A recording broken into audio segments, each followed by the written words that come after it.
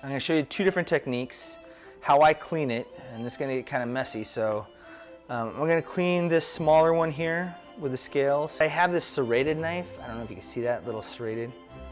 So I try to figure out which way the scales are going. Okay, it's this way. So I kind of go at a opposite angle. So if the scales are all naturally folded this way, I take the serrated blade and I go the opposite way. Kind of a 45-degree angle without trying to cut into it, just trying to scrape it across the top. If you use this blade, I found that it doesn't go all over the place. It kind of just pulls up at the end of my blade and just kind of bring it all down.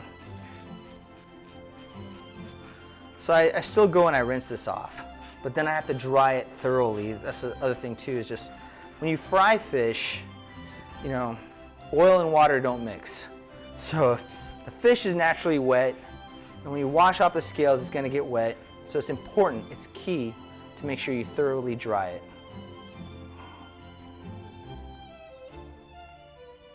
But sometimes I get lucky. Oh, please. Yeah, there we go. Oh.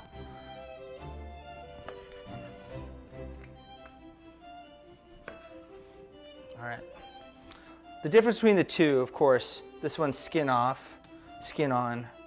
What a lot of people do is they'll put it in the pan when they sear it and they'll press down to keep it. It still buckles and the skin still looks ridiculous. So one of the techniques I use is to do this little score action. And this kind of goes with the zucchini, which you'll see linked in my other video here, how to make the zucchini. So when you score your food, it kind of gives it does two things. Number one, it makes it look pretty, and number two, it has actual functional use so the skin won't buckle.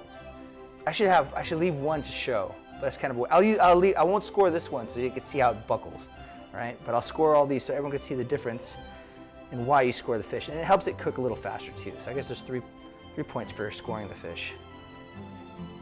And I try to just get it through the skin, not too deep into the flesh. But if it goes into the flesh, that's fine too. So I do about 1 centimeter apart. And see, another thing, when you take the skin off too, it's not as pretty on the side. So you want the open, or the fleshy side to be the presentation side if you do a skinless salmon. Dill is optional. You don't have to put dill, but if you want it to taste amazing, put dill. These three I scored, right? This one I didn't, so watch how it buckles. But it's also a thinner piece, so I leave it alone. Now this is such a thin piece of salmon here. I'd say 1 minute and 30 seconds on each side, and then it'll be done. It'll be cooked. So be very careful. I mean, really, it's not so much the timing, it's so much the look. Some people say wait till it's 80% done before you flip it over. I say 50-50. You could do 70-30. You could do any combination of 100%. I just want the skin to be crispy. Once I've achieved that, then I flip it over. So check this out. Ready? Oil's hot. See, it still buckles a little bit, but not that much.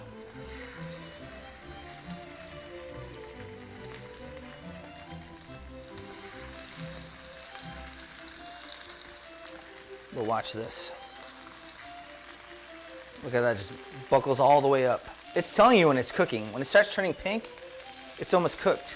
So look at that, it's about 25% done right now. This is one of the easiest things to cook because it lets you know when it's almost done.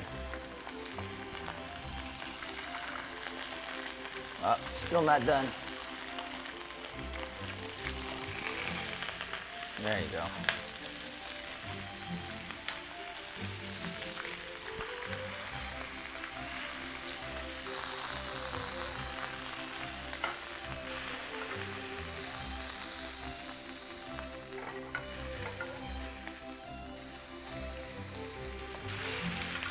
Ooh.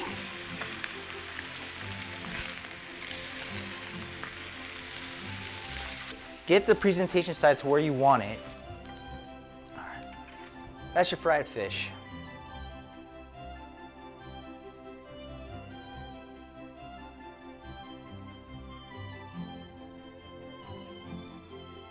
Now it's time to make a sauce. So there's a French sauce called a beurre blanc, which is kind of similar to this. And you need shallots and garlic, or just shallots and wine, a bunch of different things. And there's a Norwegian sauce that's pretty much heavy cream, some lemon and butter. And this is kind of a hybrid of both. So I use some wine to deglaze my pan, a heavy cream to make it low fat and good for you, lemon for that extra zest, and 5 tablespoons of butter. So it has to be cold butter, so take it out of the fridge. And yes, you could use fresh dill, which I prefer fresh dill, but even the dried stuff works just fine. Now, substitution, like if you don't have wine, you can easily substitute with chicken broth, but it won't be as tangy. But you'll get a lot of that still from, or sweet, but you get a lot of that from the tang from the, or the acid from the lemon, so it'll still have some of that flavor. And the dill gives it some sharp flavor as well. There's really not much you can substitute. I guess if you want a little bit lighter, you can put half and half, but that's about as low as you want to go. The lemon juice is a must. I only use half a lemon. I don't use a whole lemon, I use half a lemon. And then the butter, you want it cold. I just cut it out, just took it out of the fridge. You want it cold. And you want to put that in last, and you want it to melt in with everything. You know, just a little bit of fond, which is basically the fried fish piece in there. You want some of that flavor in there as well. So this may react a little bit.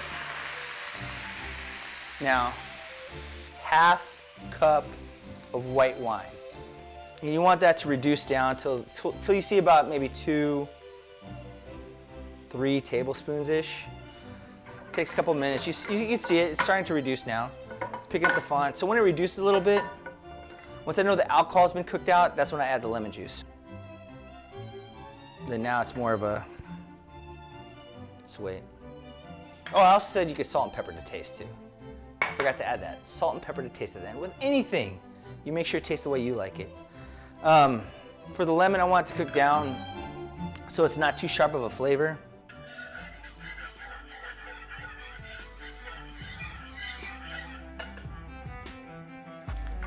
All right, once that's reduced down to, you know, it looks just like maybe 2 tablespoons there, that's when I add the heavy cream.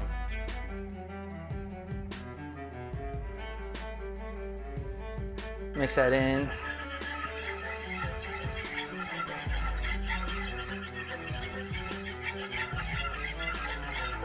See, it kind of curdles up a little bit. You don't really want that to happen, so I start adding my butter.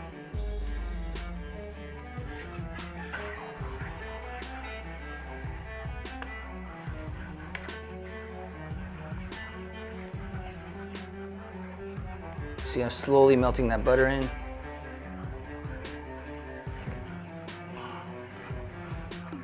So you got that lemon, butter. You can turn this down a little bit now. Add my 2 last knobs of butter, and add my dill. Oops.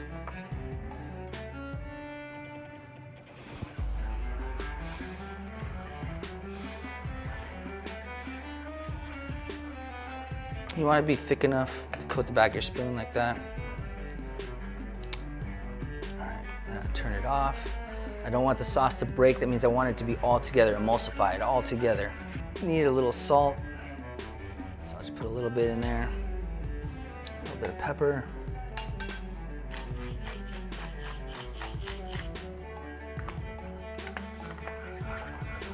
All right.